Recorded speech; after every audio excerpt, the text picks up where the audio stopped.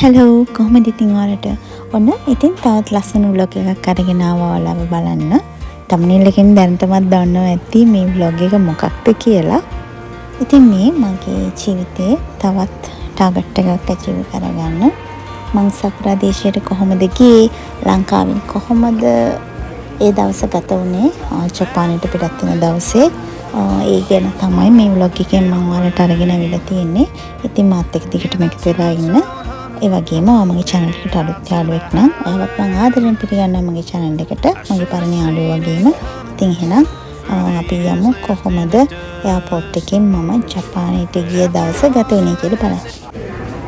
Flight එක තියෙන 10යි ගන්නකොට ඒ තාම ටිකට් ආවේ නැහැ. අපිට අලුත් අත්දැකීමක් වෙනවා.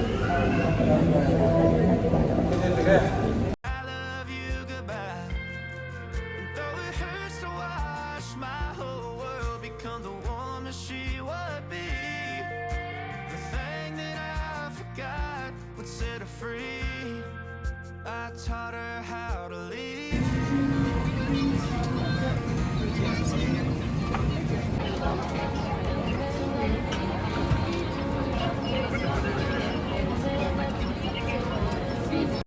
මේ ක්ලිප් එක ගත්තේ ෆ්ලයිට් එක ටේක් ඔෆ් කරන්න ලං වෙලා. ඉතින් මේ මගේ ෆස්ට් එක්ස්පීරියන්ස් එක. පොඩි නර්වස් ගතියක් තියෙනවා කොහොමද කියලා. මොකද අනික ලංකාවෙන් පළවෙනි වතාවට ආදරය කරන අයව දාලා මේ විදිහට දුර රටකට යන්නේ. ඉතින් දුකයි සතුටයි මේ හැම දෙයක්ම මික්ස් වෙච්ච ටයිම් එකක් මේ. ඉතින් අපි බලමු කොහොමද මේ දවස ගත වුනේ කියලා. ජපානයට යන්න මම සිලෙක්ට් කරගත්තේ බජට් එයාලයින් එක. ඉතින් මම ඒ ආසියා වලින් ෆ්ලයිට් මීල් ගැන කියනවා නම් ඒ ගැන ලොකු එවිද අයිඩියා එකක් තිබුණ නැහැ. මොකද අර ලංකාවෙන් එන දුකත් එක්ක මයින්ඩ් එකෙන් හිටියේ. හැබැයි ඒ වෙලේ බඩගිනි තිබුණා. ඉතින් මම මීල් එක ගත්තා. අර ලොකු අවුලක් නැහැ. අපිට මැලේසියා වලින් ට්‍රාන්සිට් එකක් තිබුණා. ඊට පස්සේ තමයි ආපහු සෙකන්ඩ් ෆ්ලයිට් එක තිබුණේ කන්සයි වලට. ඉතින් පැය 9ක විතර ටයිම් එකක් අපිට වේටින් ටයිම් තිබුණා.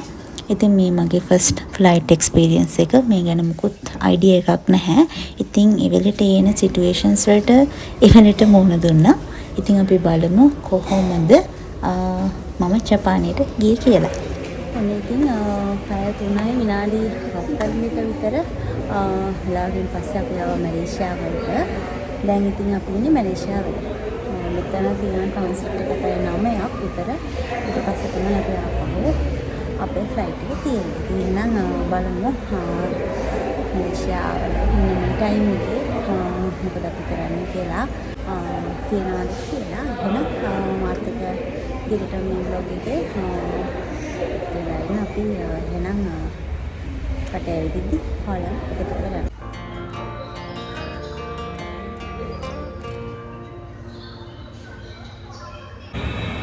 ෂුට් වෙලා ඉඳලා අපි දැන් යනවා ඉස්සරහට. අපේ ෆෝන් charge කරන්න අපි යුනිවර්සල් ප්ලග් එකක් ගෙනාවේ නැහැ. ඒකින්ද පොඩ්ඩක් හොයන්න යනවා ගන්න තියනවාද නැත්නම් අපේ ෆෝන් එක ෂුට්ටක් charge කරගන්න තැනක් තියනවාද කියලා අපේ පින් එක ප්ලග්ස් වලට ඇඩැප්ටර් එක ගහන්න පුළුවන් තැනක් තියනවාද කියලා බලන්න අපි දැන් මේ යන්නේ. අපි ෂුට්ටක් රවුමන් ගමු මැලේසියා එයාපෝට් එකේ කොහොමද තියෙන්නේ කියලා.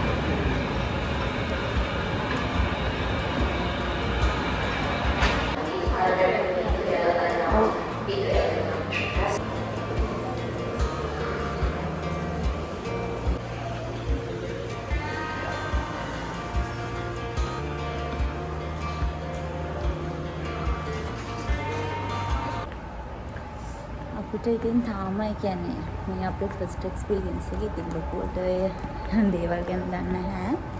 charging point තියෙනවා මේ මෙන්න මේ වගේ මේ තියෙන්නේ මේ විති ඒ කණුවල පහළ තියෙනවා charging point. ඉතින් ඔයගලන්ට පුළුවන් charge කරගන්න. අපි ඒක දැක්කේ නැහැ. අපි උඩින් හොය හොය ගියා. පහළ තියෙනවා මම ඔයාලට පෙන්නන්නම්. දැන් මේ තියෙන පහළ මෙන්න මෙතන ඔන්න ඔය වගේ මේ තියෙන මෙන්න ඒ වගේ තියෙනවා charging point. ඕගන්න පුළුවන් charge කරගන්න. අපි මේ චුට්ටක් බඩගින්නේ ඉන්නේ කන්න කැෆ්ටේරියා එකක් හෙව්වා. දන්නේ නැහැ තියනවාද එහෙම කියන්න. ඩෙල් ෆ්‍රී එකේ ඇතුලේ මේ අවසානයේ හරිය තියනවා කියලා කිව්වා. අපි ගියේ නැහැ ඒ පැත්තට. අපේ ට්‍රාන්සිට් ටයිම් එක තියෙනවා පැය 9ක්. පැය 9ක් අපේ වේටින් ටයිම් එක තියෙනවා. ඉතින් අපි චුට්ටක් ඇවිදලා බලමු. ඉතින් මේ ෆස්ට් එක්ස්පීරියන්ස් එක කිව්වා වගේම ඉතින් වර්ධන තැන් ඇති ඒ ගැන සමාව වෙන්න මොනවා හරි මම කියන දෙයක් හරි මොකක් හරි වැරදුනොත් ඒකට එක්ස්කියුස් කරනවා. ඉතින් අපි ඉස්සරහට ගිහිල්ලා බලමු මොනවා හරි කන්න ඕනි. ඉතින් අර මං කිව්වාගේ ඔයගන්න පුළුවන් ෆෝන් එකෙන් charge කරගන්න. තාම අපි charge කරන්න බැලුවේ නැහැ. අපි try කරලා බලමු. Been through it all, but now it's time to go our separate ways. There's a first for everything, like a hand holding mine. Now I'm left here with the pain. දැන් වෙලාව 9:57යි Malaysian time එකෙන්. ඉතින් අපිට පාන්දර 2:20ට තමයි ආපහු කන්සර් එයර්පෝට් වලට flight එක තියෙන්නේ. අපි එතකන් ඩියුටි ෆ්‍රී එක තියෙන හරියට ආවා.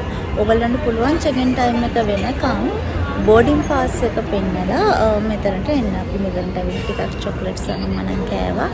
පොඩ්ඩක් බඩගිනි හින්දා කාලා මෙතනින් එහෙම හිටියා දැන්. ඔයගලන්ට මතක් කරන්න කැමති අපි ගොඩක් වෙන ඩොලර්ස් එහෙම අරන් යනවනේ. මැලේසියා වල මේ අපිට තිබුණ එක්ස්පීරියන්ස් එකත් එක්ක සමහරක් ෂොප් වල ඩොලර්ස් ගන්නෙ නැහැ. ඒගොල්ලෝ ගන්නෙ ATM කාඩ් එකෙන් පේමන්ට් එක කරන්න පුළුවන්. නැත්නම් මැලේසියන් රුපීස් වලින්. I think මැලේසියන් රුපීස් ගේනවා නම් ඒක හොඳයි. නැත්නම් ATM කාඩ් එකෙන් පේමන්ට් එක කරන්න පුළුවන්. ඒ ගැන චුට්ටක් ඔයගොල්ලන්ට මතක් කරන්න හිතුණා. ඉතින් අපි තව ටිකක් මෙතන ඉන්නවා. එහෙනම් අපෝ චෙක් ඉන් ටයිම් එකේදී ඔයගොල්ලන්ම vlog එකට එකතු කරගන්න. දැන් වෙලාව 12:02යි. අපි දැන් රෙඩි වෙනවා අපේ next flight එකට. 2:20ට flight එක තියෙනවා. ඉතින් එහෙනම් අපි දැන් චුට්ටක් washroom ගිහිල්ලා පොඩ්ඩක් fresh වෙලා ඊළඟ check-in එකට රෙඩි වෙන්න යනවා. අපි දැන් මේ රෙඩි වෙලා ඉන්නේ මැලේසියා වලින් ජපානයේ කන්සයි එයාපෝට් එකට යන්න. ඉතින් මේ වෙලේ තිබුණු ෆීලිං එක ගැන මට කියාගන්න තේරෙන්නේ නැහැ. දුකක්ද සතුටක්ද කියලා. මොකද ලංකාවෙන් ඉන්න අපි ඈතට යනවා. අපේ හීනමවපු ඒ හීන රටට යන්න අපි ලං වෙනවා. ඉතින් අපි ආදරය කරන්නේ හැමෝමම දාලා ඒ එන ෆීලිං එක මට කියාගන්න තේරෙන්නේ නැහැ. සෑහෙන දුකක්. ඉතින් ඒ වගේම මෙච්චර කාලයක් මහන්සි වුණු ඒ ටාගට් එකට ඒ ඩ්‍රීම් කන්ට්‍රි එකට එන්න ලං වෙනවා. ඉතින් මේ ෆ්ලයිට් එකෙත් අපිට ෆ්ලයිට් මීල් එකක් තිබුණා. පැය 9ක වේටින් ටයිම් එකක් ඉඳලා තමයි මේ ෆ්ලයිට් එකට ආවේ. ඉතින් සෑහෙන බඩගින්නක හිටියේ.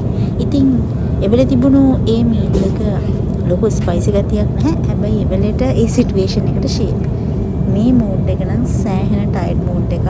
මොකද පැය 9ක වේටින් ටයිම් එකක් ඉඳලා තමයි මේ අපෝ මැලේසියා වලින් අපි ජපානයට යන්න යන්නේ. 皆様本日はエアアジアをご利用いただきまして誠にありがとうございました。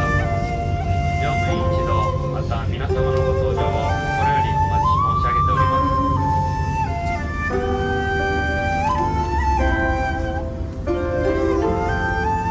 අපි දැන් මේ ඉන්නේ කන්සයි එයාපෝට් එකේ. ඉතින් මෙතනට එන්න තමයි ජපානයට පය තියෙන හැමෝම මහන්සි වෙන්නේ. ඉතින් හරි ලස්සන ෆීලිං එකක්. තිබුණු මහන්සිය කොයින් ගියද කියලා නැහැ. මෙතනට පය තිබ්බම ඉතින් අලුත් ජීවිතයක් පටන් ගන්න යන මොහොතක්. කවුරුත් දන්නේ නැති නොදන්න රටක නොදන්න පරිසරයක ජීවිතේ පටන් ගන්න යන්නේ. ඉතින් බලමු කොහොමද මෙතන ඉඳන් මගේ ජපානයේ පළවෙනි දවසේ ගෙවුනේ කියලා. ඉතින් මෙතනින් එහාට ඕගොල්ලන්ට vlogs අරගෙන ඉන්නේ මම ජපානයේ ඉඳලා. ඉතින් මගේ කොහොමද දවස ගත වෙන්නේ?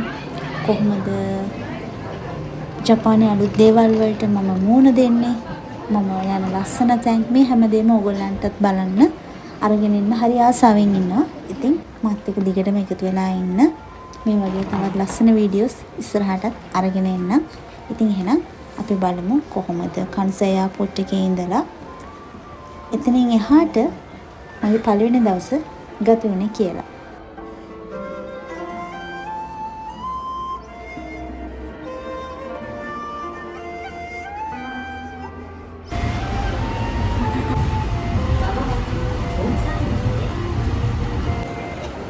අපි දැන් මේ ඉන්නේ අපේ ස්කූල් එකෙන් අපිව ටිකක් කරන්න එනකම් මම ආවේ ස්ටුඩන්ට් වීසා වලින්.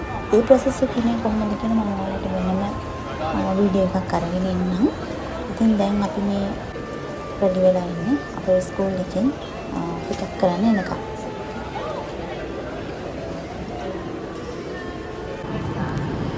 අපිව ස්කූල් එකෙන් පිකප් කරන්න ආවා.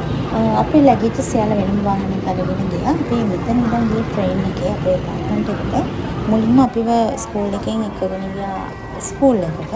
ඊට පස්සේ එතන අපේ අපිට ජපාන් යූස් කරන සිංහල මේගොල්ලෝ දුන්නා. ඒ ප්‍රොසෙස් එක ඊට පස්සේ අපි මේගොල්ලෝ අපාර්ට්මන්ට් එකට එක්කගෙන ගියා.